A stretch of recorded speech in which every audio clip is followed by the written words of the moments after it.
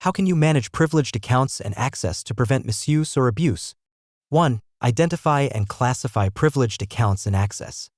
The initial phase in overseeing privileged accounts and access involves identification and classification based on roles, responsibilities, and associated risks.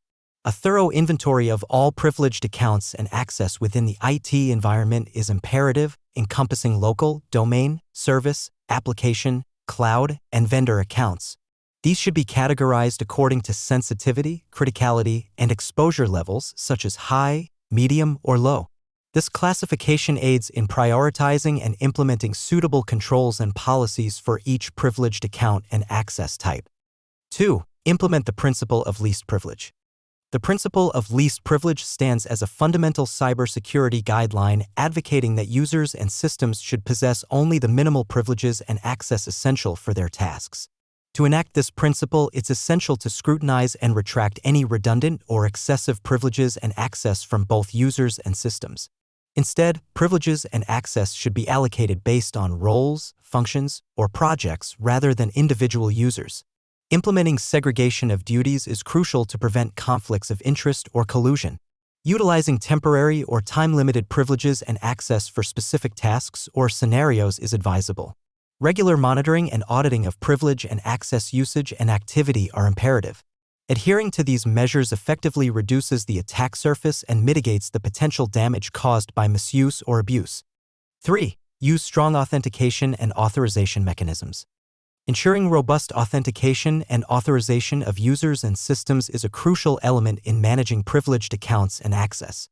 This can be achieved by implementing various security measures such as multi-factor authentication, MFA, single sign-on, SSO, password vaults or managers, certificates or keys, and role-based access control, RBC, or attribute-based access control, ABC. MFA mandates multiple factors, including passwords, tokens, or biometrics, for accessing privileged accounts and resources. SSO streamlines and centralizes the authentication process.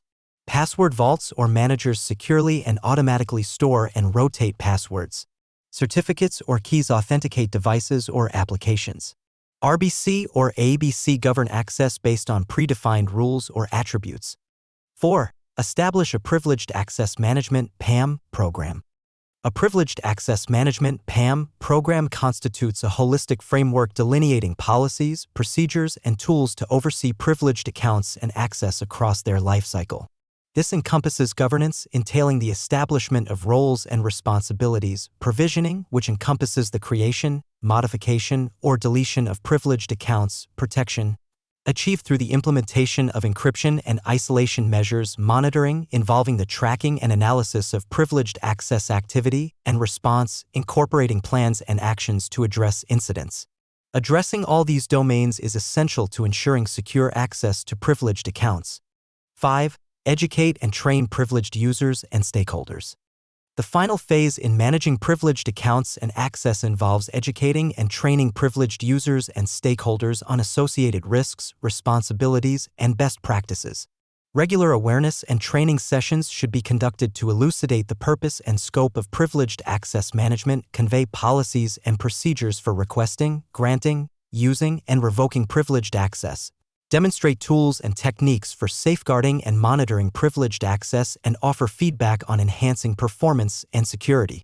Additionally, it's crucial to underscore the repercussions of non-compliance with these policies. Good luck!